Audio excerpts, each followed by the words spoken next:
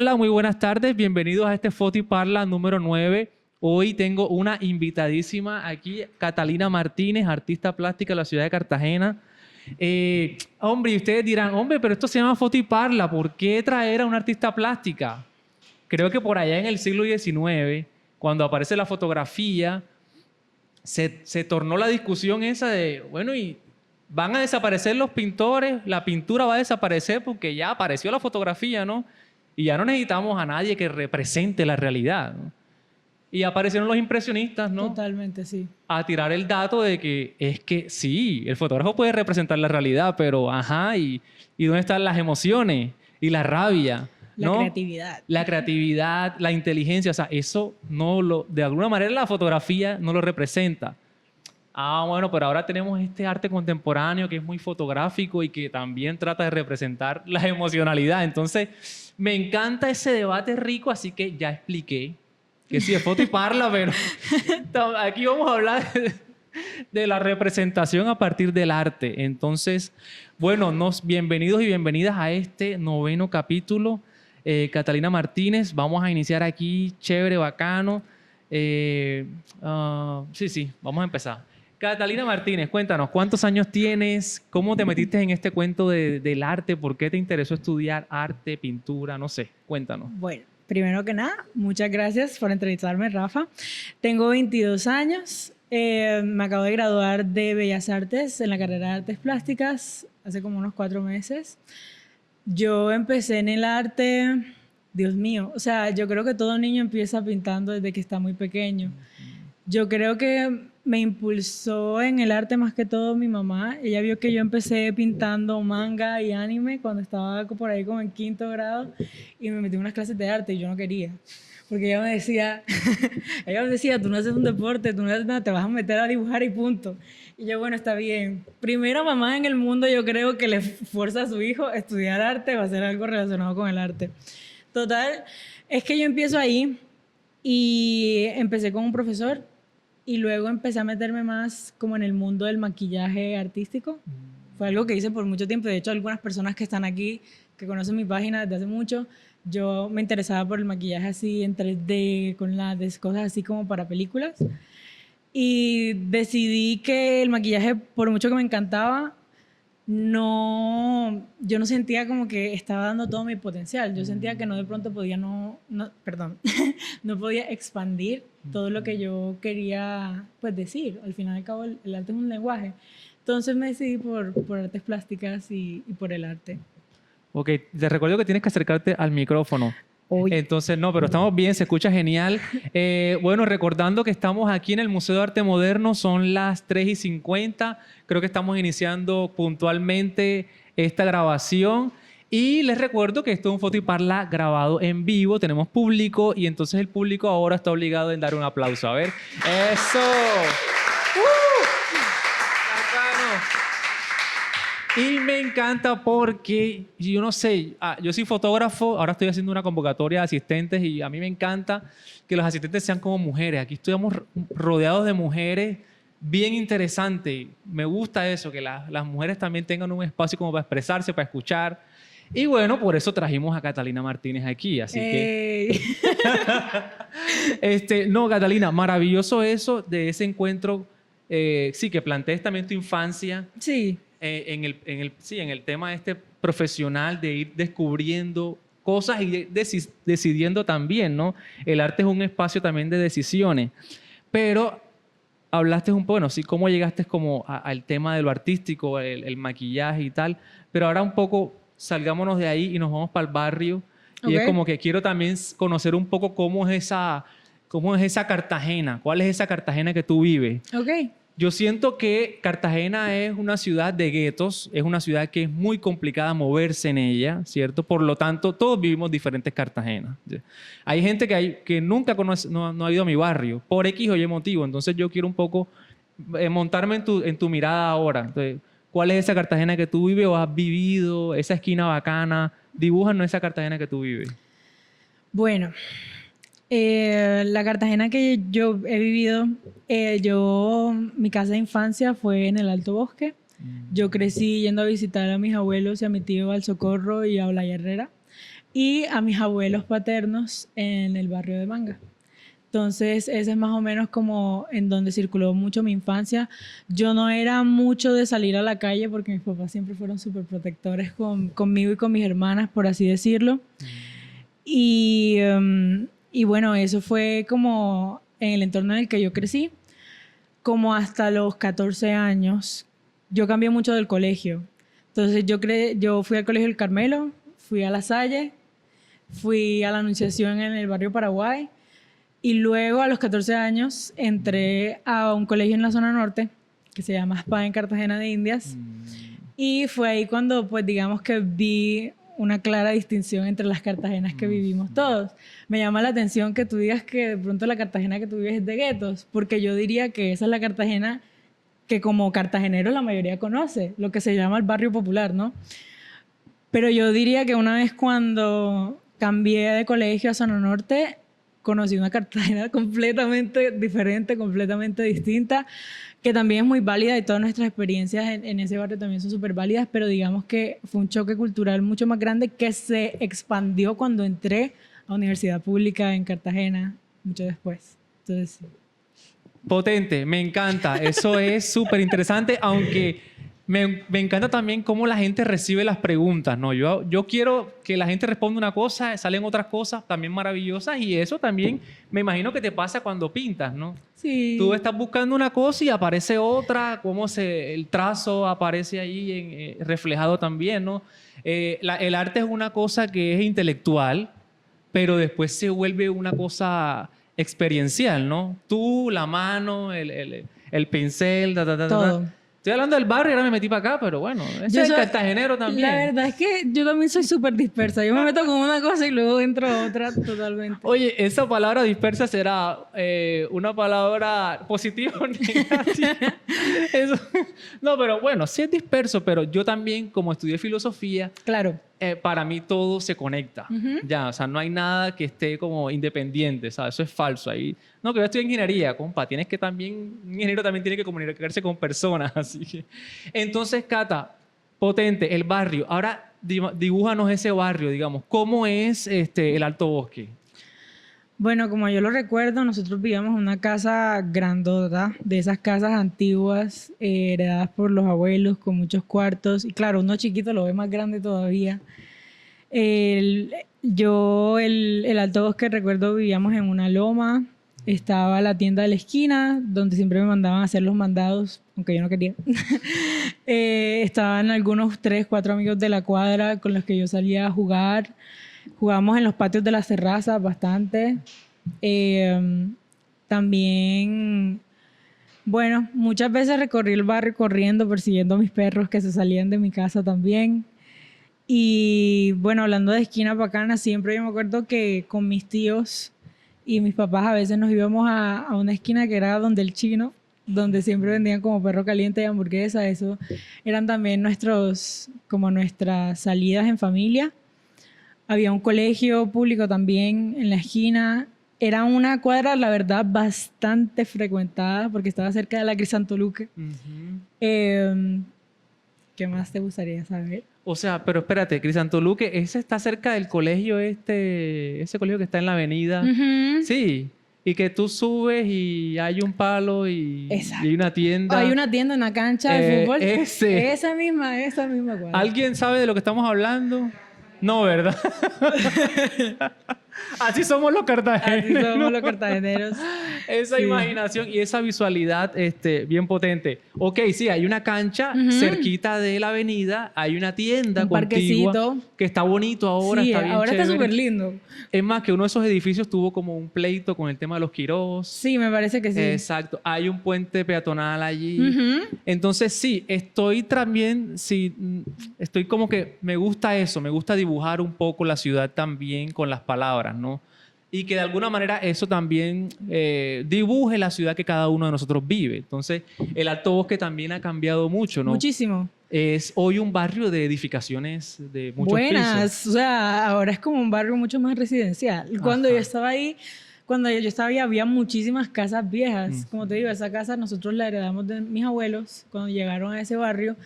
Y en ese barrio habían casas grandotas de familias que llevaban ahí muchísimo tiempo. El parquecito lindo que ahora vemos, antes eran como 2 columpios, un tobogán y un poco de arena, como normalmente uno lo conocería. Muchos de mis amigos ya no viven ahí. Realmente ya todos migramos y eventualmente nosotros también vendimos esa casa mía de infancia que ahora mismo se ve muy, muy diferente, pero digamos que ahora hay muchos edificios, Claro. hay muchos más negocios, la cancha de futbolito, que antes también, una cancha pues muy, muy normal, muy pues abandonada en el sentido de que era del barrio, pero de pronto no tenía como un mantenimiento, ahora está súper linda. Hay Transcaribe, eso no lo había. Hay Transcaribe. Hay desarrollo, hubo Hay desarrollo. desarrollo. ¿Cómo te quedó el ojo? O sea, hay desarrollo en ese barrio ahora. Ay, no. Oye, y ahora que está tan de moda esa frase de debí tirar más fotos, si yo te llevo otra vez a esa casa familiar grande, con patio, tienen un palo de mango atrás, me imagino, ¿no? ¿Qué palo tienen allá en ese patio? No lo teníamos atrás. Enfrente teníamos palos de mango. No de mango, de limón, perdón. De limón. Teníamos unos palos de limón y el vecino tenía un palo de mango y el otro vecino tenía un palo de almendros. Tú sabes las almendras que tú las coges, las abres y te comes la almendrita. Yo me acuerdo que mi mamá incluso se enojaba conmigo porque yo me montaba en los palos a sacar todas las fruticas todo el tiempo. Sí. Bueno, había actividad de ocio también en la calle, ¿no? Hoy la gente es como... Bueno, tú dices que tu familia era sobreprotectora contigo, pero hoy también ahí sobreprotegen a los chicos. Claro, las cosas han cambiado mucho, yo creo. Pero bueno, mi pregunta era, debí tirar más fotos. Sí. Entonces, te tiro ahí en esa casa, de esa familiar y tal. ¿A qué le tiraría fotos de esa época? Ay, Dios. Que no tengas esa foto, pues. De hecho, no tengo muchas fotos. Me resulta muy lindo que me preguntes eso porque yo a veces voy a Google Maps. Tú sabes que en el Google Maps tú puedes ver las fotos de cómo era la calle de cierta temporalidad. Ajá. Y yo voy para acordarme más o menos cómo era la fachada de mi casa. Porque yo lo único que tengo de mi casa son las fotos de mis cumpleaños a los 2, 3, 4 años y yo veo solo la terraza. Me gustaría fotografiar cómo era el cuarto de infancia mío, de mi hermana, lleno de peluches, juguetes, el desorden. También la cama de mis papás, que era una cama muy, muy grande. Tú sabes que la cama de los papás todo el mundo le encanta. Esa cama ya no la tenemos, nosotros la cambiamos y esa cama duró muchísimos años en nuestra familia.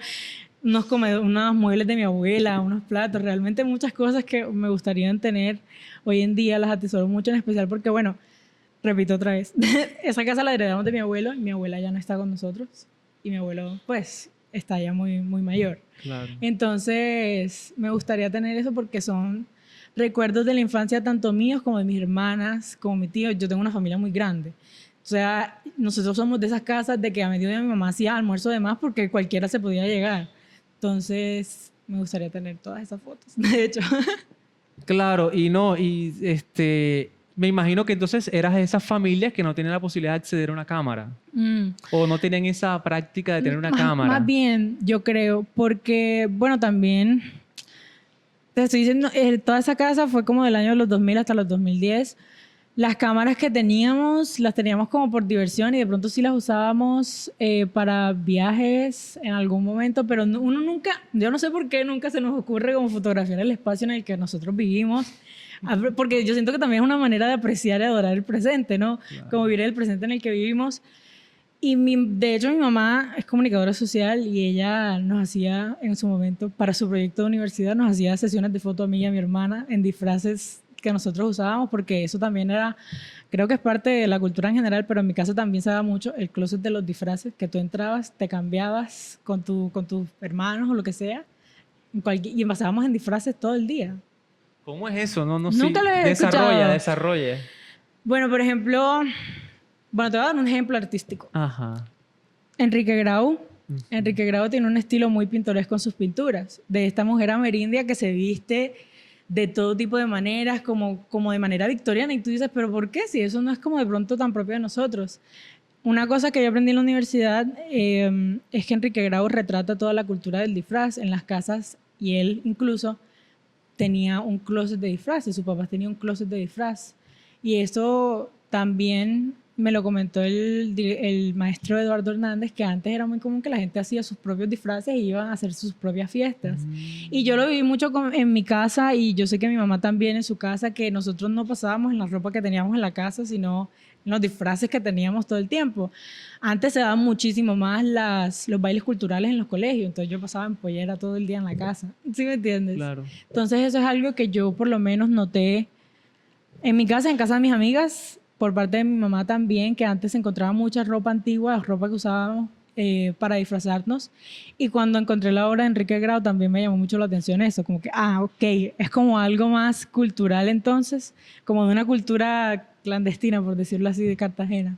Claro, y ahora intelectualicemos ese tema del disfraz, porque me interesa mi obra, Sí. la foto del disfraz y tal. Sí, sí, sí. Me interesa súper el disfraz, pero ¿cómo defines tú el disfraz? ¿Qué es el disfraz? ¿Para qué sirve el disfraz? Tú te disfrazas y ¿qué pasa allí? Bueno, ok. Aló. Es una pregunta complicada, yo creo, y muy profunda. No, bueno, no se preocupe.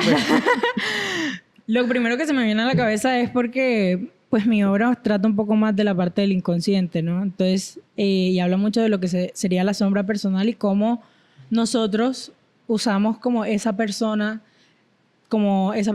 todos los días para encajar en la sociedad y ser aceptados por la sociedad. Entonces yo veo el disfraz de esa manera, como un elemento o un imaginario también puede ser, que nosotros usamos para convertirnos o mostrarnos de la manera en que queremos ser percibidos, que puede ser bueno o malo, no sabemos, pero en ese sentido así es como lo percibo. O sea que uno podría hasta plantear a partir de eso de que somos múltiples cosas. Sí. O que no somos nada y que somos todo. Ujú. Y que el disfraz está hasta aquí mismo. O sea, estamos disfrazados ahora mismo. Es muy, exacto, o sea, es muy, es muy profundo porque entonces la pregunta es, ¿nacemos de una manera o nos hacemos de cierta manera? ¿Cierto? O sea, yo soy una persona fragmentada de todas las experiencias y de todas las personas que yo he conocido en mi vida. ¿Quién sería yo si yo hubiera pasado por circunstancias diferentes? Claro, entonces uno dice, ¿y entonces dónde está la esencia de uno? La esencia de uno está, pero claramente nosotros somos muy distintos al interactuar con otras personas que cuando estamos con nosotros mismos. Brutal. Y yo creo que ahora tiene mucho sentido entonces de empezar por el barrio.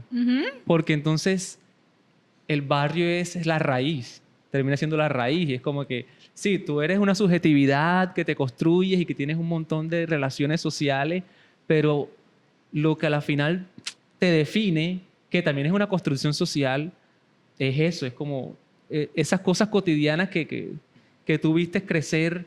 Claro. Alrededor de tu familia, ¿no? Y de hecho, disculpa que te interrumpa, de hecho me llama mucho la atención ahora que lo piensas.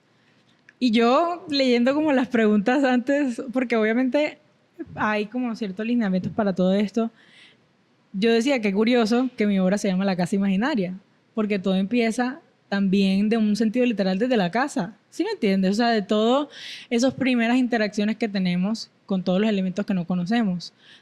Cosas tan simples que ya como adultos no nos damos cuenta que existen o que están, pero tanto así como el sentimiento del olor de la lluvia cuando por primera vez lo hueles, o cuando por primera vez ves a la palenquera pasar por tu casa, o cuando por primera vez te regaña tu mamá o algo así. Todas estas cosas yo siento que inconscientemente o no, tú las llevas dentro de ti, en tu propia casa también, pero empiezan desde ese territorio, desde ese barrio, desde ese ambiente. Ya te metiste en la casa imaginada y yo creo que esos son uno de los elementos por lo que estás aquí sentada, para que nos cuentes un poco de tu obra, de esos colores que usas, de que me gusta la casa porque habla del barrio inevitablemente.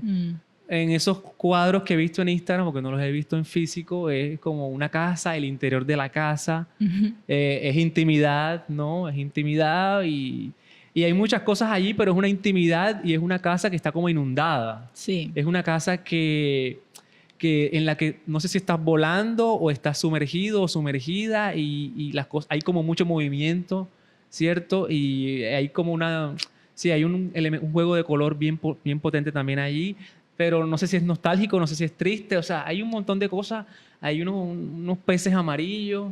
Tengo buena memoria fotográfica. ¿Sí como o no? buen fotógrafo. Exacto. A veces me sale así. Exacto, sí, sí, sí. Entonces, no sé, háblanos un poco de cómo llegaste a esa casa imaginada, qué hay allí. Ay, bueno, la verdad, como llegué a la casa imaginaria fue algo... es una historia un poco larga, pero la voy a resumir, obviamente.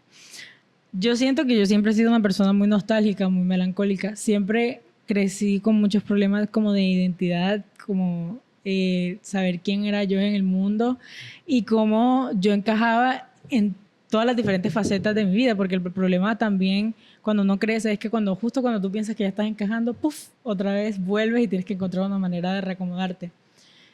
Y mis inseguridades llegaron a tal punto en que yo decía, Dios mío, pero ¿qué pasa? O sea, tiene que haber algo, ¿cómo le llamo yo a esto?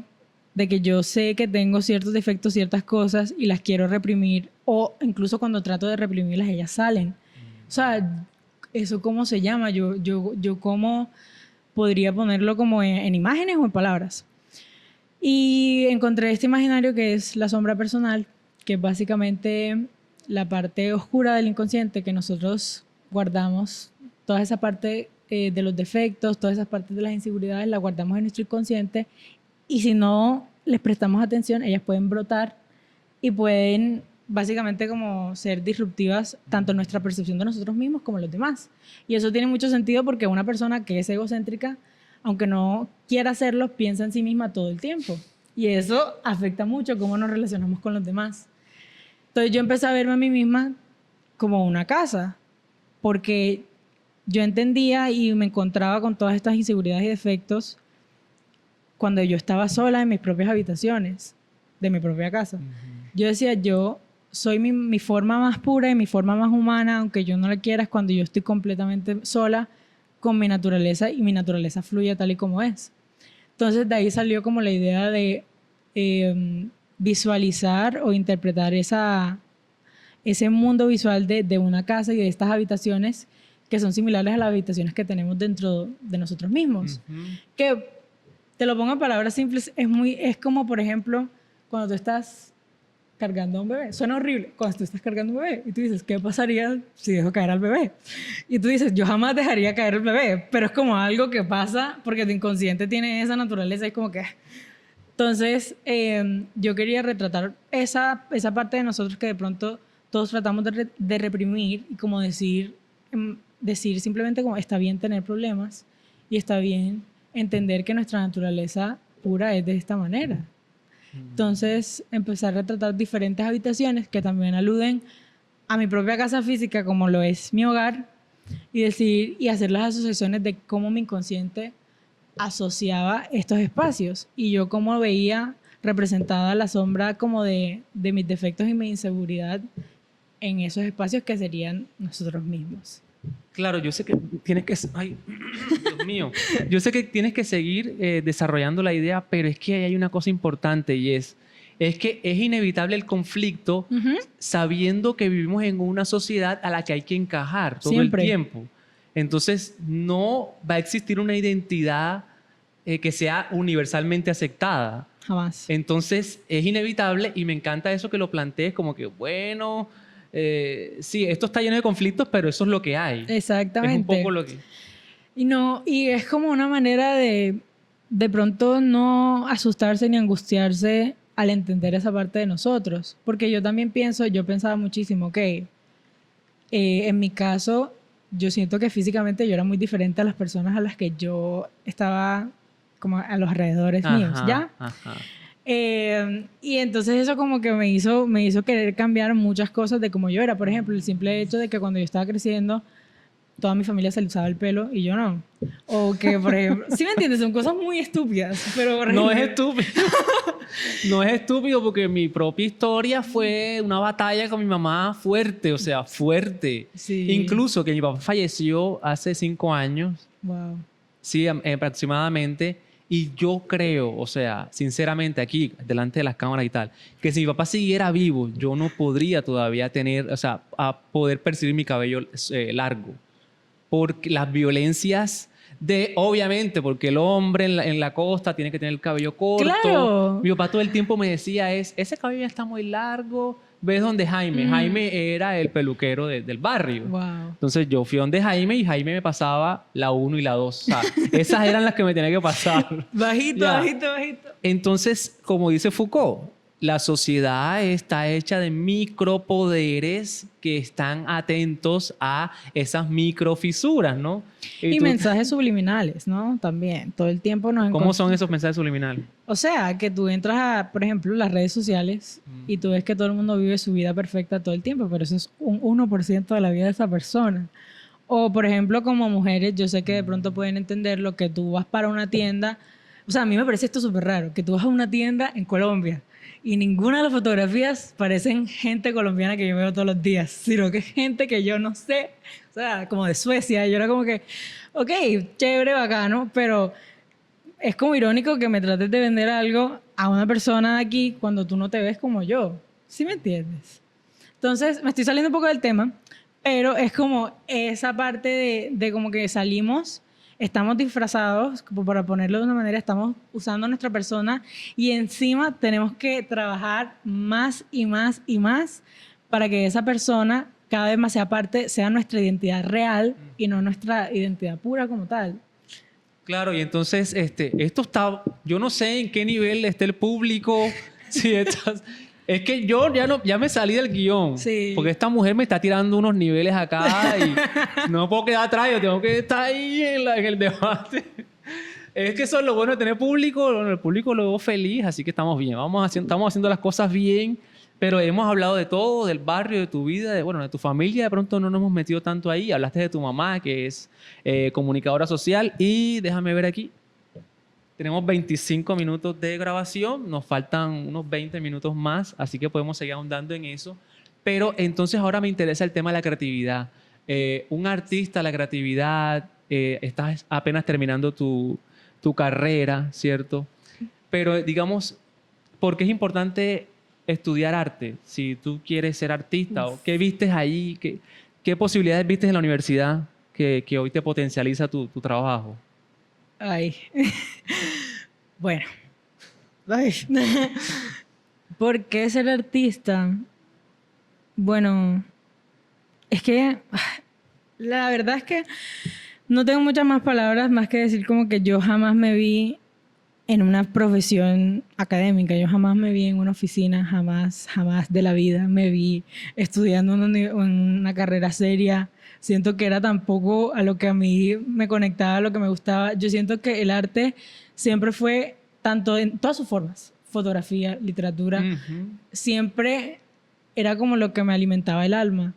A mí me encantaba discutir los libros con las profesoras, me encantaba. O sea, yo era esa de que la profesora estaba encantada conmigo porque yo me leía todo el libro, me encantaba analizar cada parte de los párrafos, me encantan más que todo la parte sensorial del arte, me encantan los colores, me encanta cómo se siente el pincel con la pintura. Yo siento que el arte es una herramienta muy poderosa, muy como devaluada, siento yo. Porque, por ejemplo, empezamos desde niños con toda esta influencia y esta influencia artística y de repente de un lado para otro nos dicen que eso no está bien y tenemos que empezar a hacer cosas mucho más académicas. Y yo siento que el arte nos estimula a poder comunicar cosas que no podemos con palabras y realmente ser mucho más sensible a todas las cosas a nuestro alrededor que de pronto damos por sentado en el día a día. Entonces yo creo que eso es lo que más me llamó la atención a mí del arte, como la habilidad de poder romantizar mi vida y también apreciar cada detalle y cada día y las cosas que están alrededor mío. Y de esta manera yo creo que me ayudó muchísimo a ser una mejor compañera, a ser una mejor persona, a saber apreciar la belleza en cada una de las personas que me encontraba y también entender los diferentes perspectivas de pensamiento. No sé si eso es una palabra, pero ya la dije. Oye, no, genial, muy interesante eso. Quiero regresar a la casa como para creo que todavía falta por descubrir cosas allí. Y sí, quiero que hablemos como de las decisiones cuando pintas la casa, por qué la casa interna, ¿Por qué como que sí, como que estás lavando cosas, como que está inundada, qué está pasando allí? Inevitablemente el arte se tiene que intelectualizar, ¿cierto? Porque ¿qué es qué es intelectualizar algo? Es narrarlo, es contarlo a la final. Yo siento que hoy un poco la política habla de, no, la narrativa. Ahora la izquierda, ahora la derecha una narrativa. Creo que eso está bien. La narrativa es decir una cosa muchas veces y que se cree un universo intelectual, ¿cierto? Que puede que está alejado de la realidad. Pero siento que el arte, que la fotografía, que la pintura se tiene que intelectualizar y se tiene que, o sea, es decir, narrar qué es lo que está pasando allí. Todo el mundo tiene una idea subjetiva de si tú ves tu obra y dices, uy, aquí veo estas cosas, pero el artista definitivamente tiene el poder ahí sobre su obra, ¿no? Sí. Sobre qué está hablando eso. Entonces, ya aquí explicamos otra cosa. El filósofo siempre tiene que Sí. darle como ideas a la cosa. Entonces, bueno, intelectualicemos tu obra. ¿Qué pasa ahí con los colores? ¿Por qué esa casa inundada? ¿Por qué dentro de esa casa? ¿Por qué no hay más casa? No sé. Bueno, parte de la razón por la cual primeramente la casa es interna porque representa el inconsciente como tal. O sea, el inconsciente no es algo que tú puedes acceder o algo que tú ves necesariamente literariamente. Tienes que adentrarte a ti mismo para poder encontrarla.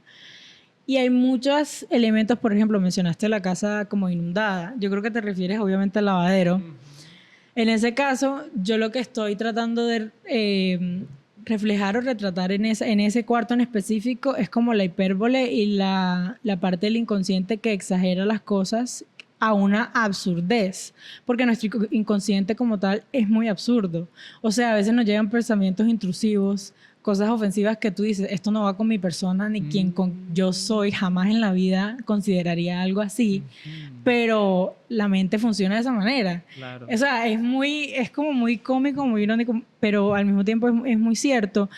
Y en el lavadero yo trataba de más que todo retratar las asociaciones que tiene la mente con ese espacio, asociaciones que tiene como entre el agua y el cuarto, por ejemplo, me lavaron el cerebro. Es una asociación que se hace mucho y entonces lo asocié mucho con esa parte del lavadero y del agua y todo eso. También hay muchos elementos absurdos. Se ve, por ejemplo, los brazos colgando. Representa como la ropa colgada, pero en vez de la ropa colgada son como estos fragmentos humanos que representan la humanidad misma, o sea, lo que nosotros pensamos de nosotros mismos y cómo el ser humano se ve a sí mismo como un ser fragmentado. Por eso vemos brazos por allá solo, la piel del ser humano de pronto en la parte de arriba de la lavadora se puede ver como la piel de un ser humano como si tuvieras quitado la ropa, pero es tu propia piel. Luego en la lavadora también tenemos dos personas que se están lavando. Entonces, es bastante absurdo, como ya lo he dicho, y hay bastantes elementos que tú dices, pero ¿por qué conectarías estas dos cosas? Pero es porque la naturaleza misma del inconsciente es así. Entonces, de ahí vienen todos esos elementos. La paleta de color, bueno, yo en mi caso... yo quería un ambiente que fuera un poco como de suspenso, de misterio, que fuera brillante, porque a la final yo no quería que fuera una obra terrorífica, por decirlo, pero siento que son colores que atraen a la audiencia y al mismo tiempo te invitan como a decir, ¿qué es lo que está pasando aquí? Te invitan a querer ver con más detalle qué hay dentro de cada retrato y forman un ambiente de misterio que suman a toda esa parte del inconsciente que realmente no conocemos. Ok, ¿tú has leído mucho sobre psicología? Bueno, más o menos. Sí, no, porque obviamente es importante, ¿no? Un artista tiene que pintar, si vas a ser artista y vas a pintar, tienes que pintar y que eso se vea bello, ¿no? Claro. Y diga, uy, esto está muy potente, que ya yo lo dije, ya esto está potente, vamos a darle like, vamos a comentar, vamos a entrevistarla, todavía está importante. Entonces, pero obviamente ya intelectualizar así ya tan poderosamente o sea, me llama más la atención y digo, quiero comprar ese cuadro, ¿cierto? Entonces, exacto, no, sí. porque me refleja también, inevitablemente, sí. Inclusive me pones a pensar como en estos filósofos ingleses que plantean, creo que es David Hume, que dice como que eso de causa y efecto, o sea, porque tú tires la pelota y rebote, no es que o sea, no siempre va a suceder lo mismo. O sea, no existe una relación real entre causa y efecto. O sea, no necesariamente. O sea, eso no debe ser una ley. O sea, sí, la gravedad tal vez sí, tiras y va a devolverse, pero es como que, o sea, ¿cuál poder de verdad hay sobre esa idea de que eso siempre va a suceder? Pero bueno, eso es no es tan fácil de desarrollar, pero yo entiendo un poco lo que quieres como también plantear a través de ese inconsciente, como cómo trabaja el inconsciente. Sí, cómo funcionamos y cómo realmente, o sea, cómo realmente convivir con esa parte de nosotros con los que no estamos cómodos y que no sabemos de dónde proviene, ¿sí me entiendes? Y vamos a hacerla más fácil y más entendible el ejemplo ahora. Por favor. El que mama gallo. Le mamas gallo a una persona y un día no está de buen humor y te puede violentar, ¿cierto? Exactamente. Entonces, causa y efecto ahí. No siempre puedes mamar gallo con todo el mundo y a toda hora. O sea, tiene sus momentos. Tiene sus momentos, hay que saber cómo lidiarlo. Exacto. Sí, son pensamientos muy así. O sea, como que tú estás en la línea de la cajera, con la cajera y tú dices, ¿qué pasaría si yo la golpeo? ¿En serio? En serio. O sea, la gente va a decir como que, wow, estás como loca, pero realmente yo he hablado con muchas personas y saben que esas cosas, esos pensamientos intrusivos son muy realmente comunes. Y es una experiencia universal de la cual nadie habla. Otro pensamiento intrusivo de Catalina Martínez, ¿cuál habría sido? ¿Cuál sería? Así. Demasiado. Sí. Bueno, cinco. Ay, no. No, mentira, no te vamos a meter en eso. No, estoy exponiendo mi... Claro, Exacto. porque hace parte de, ojo, no vas a encajar después en la sociedad. Ay, esa mujer, ¿cómo tiene esos pensamientos? Sí, porque la gente es así. La gente es pero, así. ¿Sabes? Esto es otra cosa, pero yo siento que el arte también ayuda mucho con eso. He conocido todo tipo de mujeres en mi carrera y mujeres que yo de verdad me les quito el sombrero porque no puedo creer que obviamente es normal que a ti te interese un tema, pero que tú seas capaz de que te interese públicamente es otra cosa. Yo cuando estaba haciendo la casa, yo estaba con mi tutor, José Cobo, que me ayudó muchísimo en todo ese proceso, pero yo le decía, mira, yo escribí un poema de todo esto de lo que estamos hablando. Toma, léelo, pero qué vergüenza. O sea, yo sentía que me estaba como desnudando enfrente de una persona porque estamos hablando de algo que la mayoría de gente rechaza, ¿sí me entiendes? Entonces, en lo público. En lo público. En especial que yo tengo una mamá que trabaja comunicación asertiva y presentación personal y yo trato de ir en mi mejor presentación a todos lados. Cuando le digo a este señor, mira, le quiero pegar un puño a la cajera, todo el mundo me queda mirando así como que, bueno, ¿qué te pasa? O sea, no tiene nada de sentido. Entonces, sí. Es full. Toma bastante tiempo y es un proceso como poder poner todos esos pensamientos afuera, pero mucha gente resona con ellos. Mucha gente. Entonces, me llama mucho la atención eso. Oye, ¿crees que el arte o los artistas o el mundo es de los artistas porque se atreven? Porque ¿por qué tendría que existir una pintura de tu casa, sí, claro, intelectual? Yo sí creo que los artistas, el mundo es de ellos porque genuinamente se atreven. Y si nos vamos a la parte que tú comentaste de, bueno, ¿cuál es la función de un artista después de la creación de la fotografía? Si ya tenemos una máquina que retrata las cosas tal y como son, ¿qué necesidad hay de que hayan esto? Y luego están todos estos artistas que en su vida no les fue bien como artistas y cuando ya murieron, sus obras se volvieron increíbles precisamente porque se atrevieron a hacer. Es que cuando el ser humano se atreve a hacer y a hacer lo que le gusta, siempre, o por lo menos yo lo he visto, encuentra un bonche que relacionas con todo lo que tú estás pensando. Y eso aplica también a cuando tú estás con tus amigos. Tú piensas de pronto en el colegio, ay, no, yo no encajo con nadie, no sé qué, y luego sales a la universidad y hay mucha gente que piensa igual que tú. Y yo pienso que el arte también le da como ese empujón a la gente que tiene miedo a hacer y logra poder materializar toda su experiencia, tanto como persona, pero también de sus alrededores. Maravilloso. Solamente allá la cámara sigue grabando, compañerita. O sea, no han pasado los 30 minutos. Acá tengo 39 minutos. ¿Cuánto tiempo nos queda? Perdón. Ya nos quedan 15 minuticos. Son las 4. El museo lo cierran a las 5 hoy, fin de semana. Entonces, no, estamos bien. ¿Sí? Yo estoy contento con lo que tenemos aquí. Está chévere. Vamos a seguir conversando. Y quiero como un poco hablar de Cartagena Okay. y los artistas. Sí. Entonces, si quieres, hablemos de lo que sucedió, Ok, de por qué estás de súper. negro, de tal. Metámonos allí y podríamos concluir como con eso. Sí, bueno, yo quería hacer una mención de honor, aprovechar este espacio que con Rafa y estar en el museo para honrar la vida y celebrar también el arte de un compañero que falleció ayer, un compañero de la universidad, Isaac Palacio, un artista que, bueno, ahí se mete un poco el tema de inmortalizar la persona a través del arte. Como te había comentado, él ya estaba en el punto que ya tenía todas sus herramientas, iba a presentar proyectos este semestre, ya se iba a presentar como formalmente como artista y bueno, trágicamente falleció.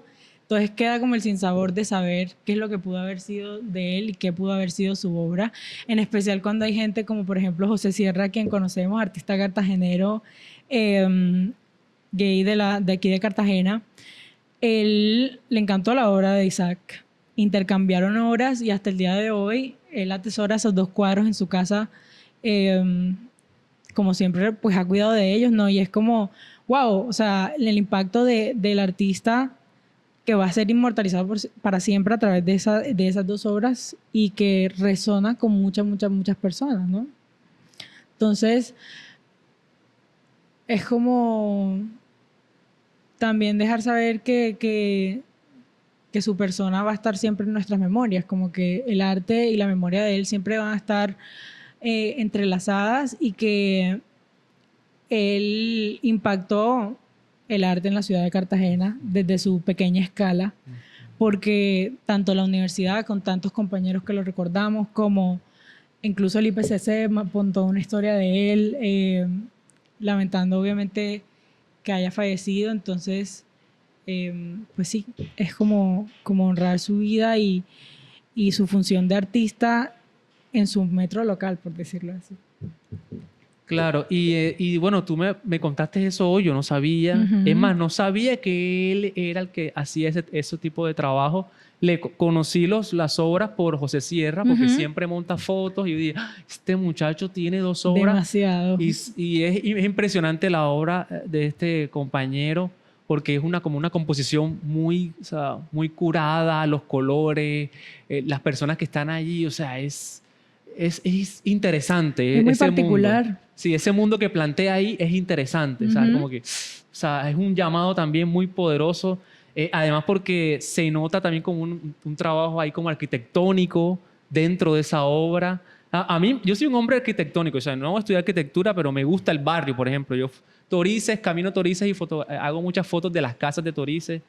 Y soy muy político, entonces digo, y hay que fotografiarlas más porque ahí está gentrificando ese barrio, están comprando las casas, las están destruyendo y a la final el fotógrafo es un guardador de memorias, Ujú. ¿cierto? Entonces ahora que tú me vienes con eso de que este era el artista, yo no puede ser. O Sí, sea, me quedé con las ganas de entrevistarlo. Entonces claro, te total. dije, no, hay que comenzar a hablar con más artistas de la ciudad, qué es lo que están haciendo y hay que, cierto, crear como un espacio seguro, Sí, un espacio seguro de total. artistas jóvenes y como que sí, están pasando cosas aquí potentes, ¿no? Entonces, Es que igual también yo me di cuenta que en Bellas Artes yo fui capaz de conectarme más con el arte contemporáneo que de pronto, me perdonarán, con el museo en como tal. Porque de pronto los cartageneros vivimos aquí, sabemos que incluso no, hay personas que no saben que el museo está aquí, pero no sí. tenemos una conexión con nuestro museo. Ujú. Entonces,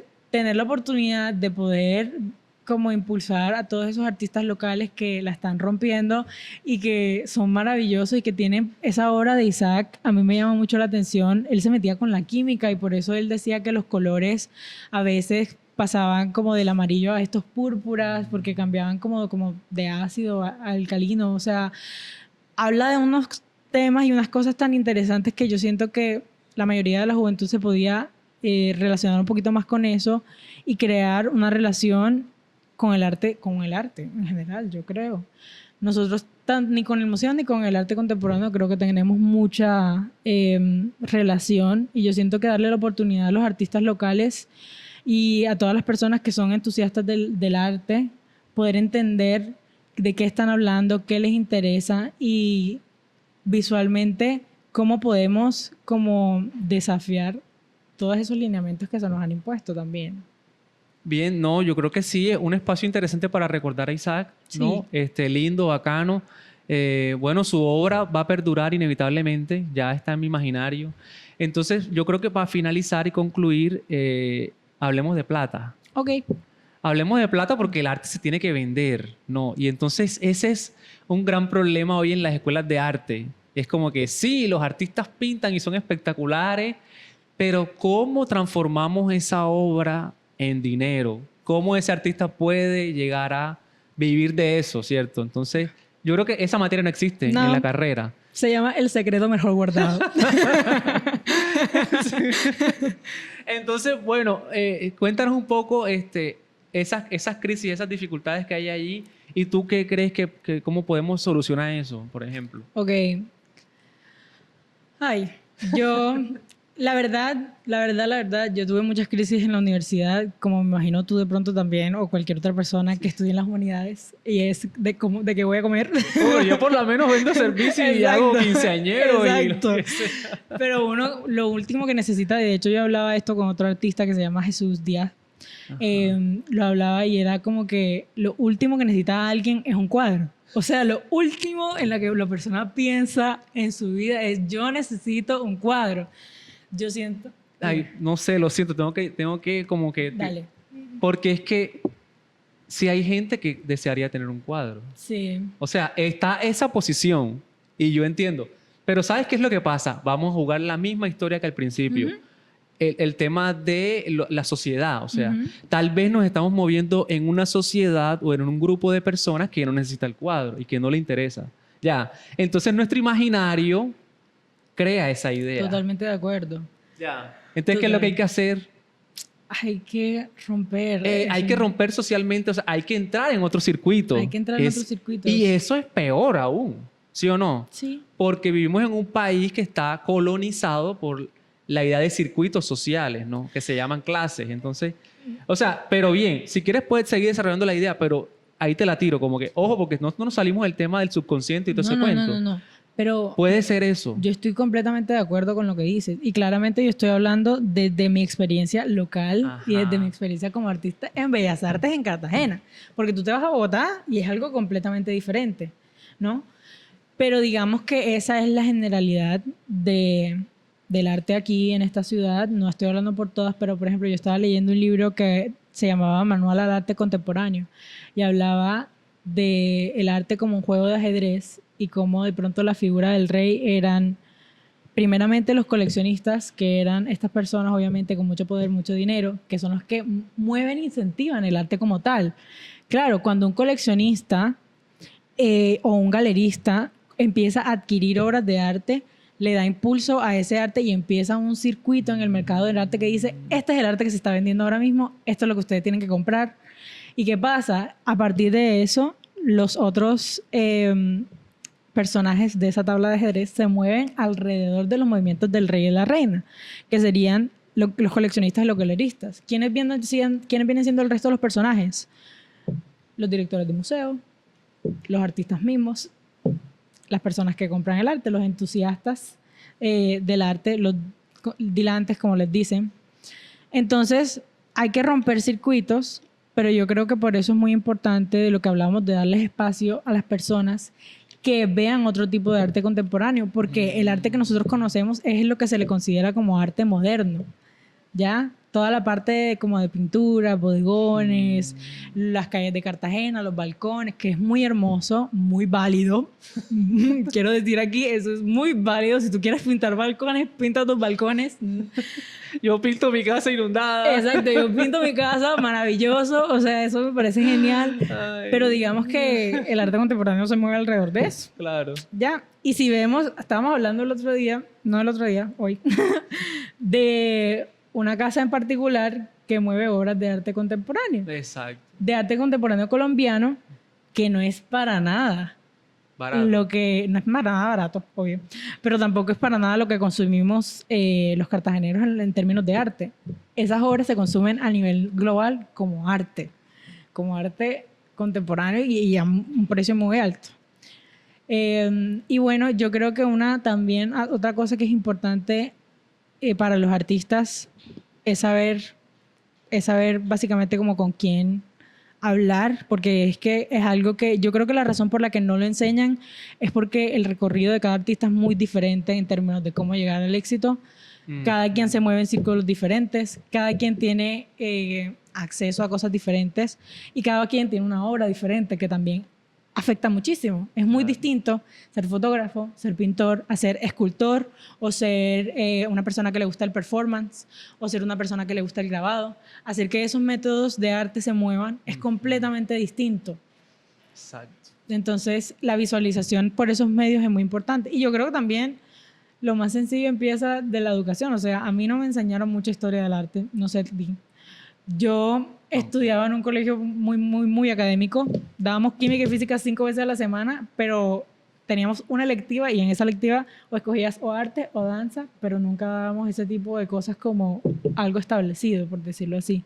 Entonces yo creo que crecemos con esa predisposición de que el arte está de por sí en un segundo plano y que porque siquiera consideraríamos vivir de él.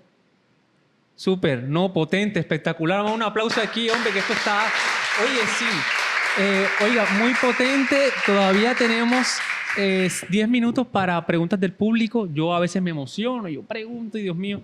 Entonces, preguntas del público. Hay personas que tengan aquí, deseen hacer una pregunta a nuestra artista invitada, Catalina Martínez, que alce la mano. Pueden preguntar, no tiene que ser nada intelectual, puede ser una cosa pequeña. No sé, cuéntenme, una preguntita. Eso, por aquí. No me preocupe, un momentico, porque necesito que usted lo diga por aquí, porque es un podcast, entonces eso va a quedar también grabado. Tranquila, porque voy a grabar ahora con el celular para que pueda entrar en el podcast ese video. Entonces, 3, 2, cuando quiera. Catalina, ¿tú tuviste en algún momento cuando eras una niña un momento así como inspirador, motivador, que te dijo, yo tengo que ser artista? ¿Tuviste un momento en tu vida? Wow. Yo creo que en mi caso fueron varias cosas que eventualmente me llevaron a decir, yo quiero ser artista. Yo creo que incluso antes de entrar a la universidad yo no estaba segura si quería ser artista. Genuinamente no estaba segura.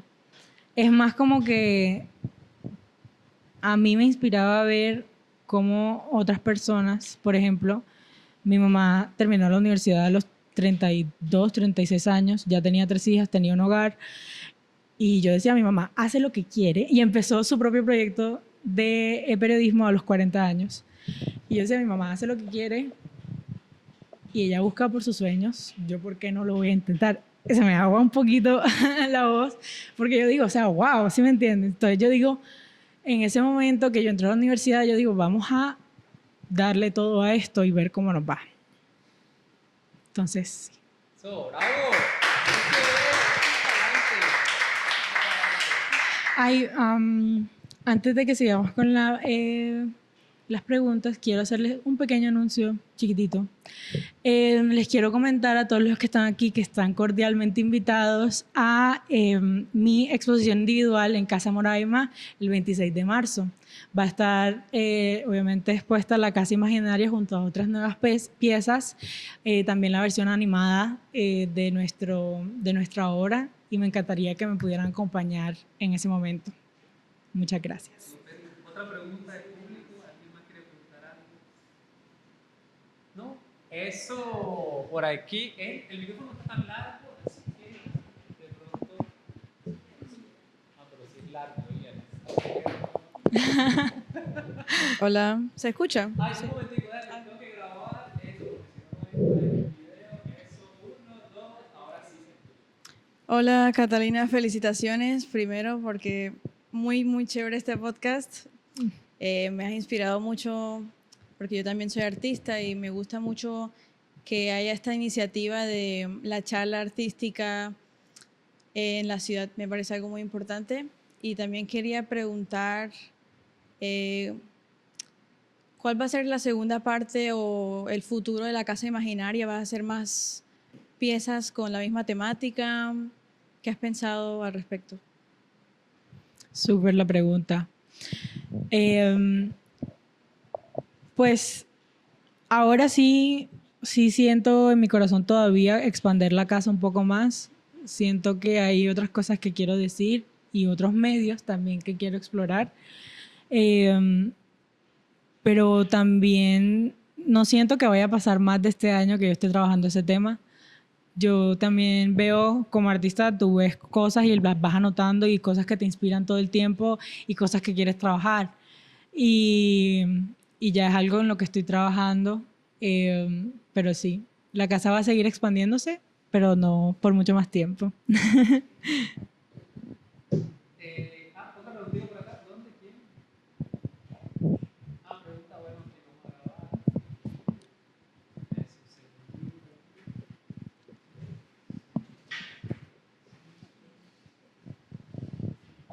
Gracias. Eso, un segundito, tranquila. Eso, 1, 2, grabando. Catalina, tu arte, ¿qué tipo de arte es y cómo crees que tu arte va a impactar desde la ciudad de Cartagena las nuevas juventudes? ¿Cómo va a impactar tu arte, que tú misma lo has planteado como un arte muy especial y diverso? Entonces, esa pregunta. Bueno, yo pues he escogido la parte surrealista del arte, que se encarga de usar como, que básicamente es eso, como enfocarse en el inconsciente como tal. Pueden ver otros referentes como Dalí, por ejemplo, que es muy famoso. Frida también, Frida Kahlo también es un referente en el surrealismo.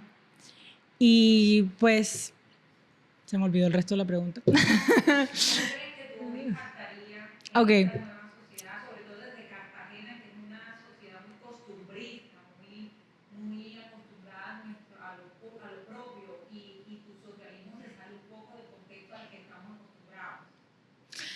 Bueno, ahora mismo yo siento que estoy trabajando un tema que tiene que ver mucho con la identidad y eso es algo que yo veo mucho en nuestras generaciones que se está perdiendo, algo que estamos como en constante búsqueda.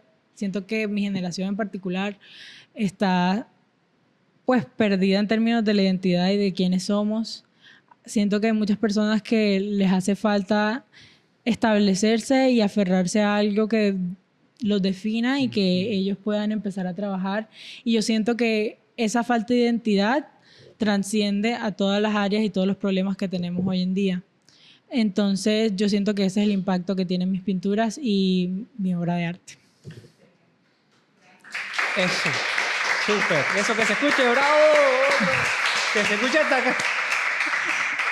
Es que claro, con estos audífonos solo escucho por aquí. Oigan, no, maravilloso, espectacular. Tenemos 1 hora de grabación aquí de audio, espectacular. Muchas gracias por estar aquí. Ahora nos vamos a tomar una fotico. También me falta una fotico tú y yo aquí así, con una cámara acá, tal, para que esa es la portada de Fotiparla. Entonces, muchísimas gracias. Oye, potentísimo, espectacular. Muchas gracias, Rafa. Me encantan estas conversaciones. Habrá más Fotiparla, hay futuro, sí señor. Y bueno, gracias. Bienvenidos al Museo de Arte Moderno. Ya saben, de las personas que están aquí, ¿quiénes siguen al Museo de Arte Moderno en Instagram? Alcen la mano, ¿quiénes siguen? Eso, ¿quiénes no lo siguen? Porfa, puedes seguirlo ya mismo. Ahí prende tu celular y vamos a seguir al museo. El museo es un espacio de todos, un lugar de encuentros como hoy.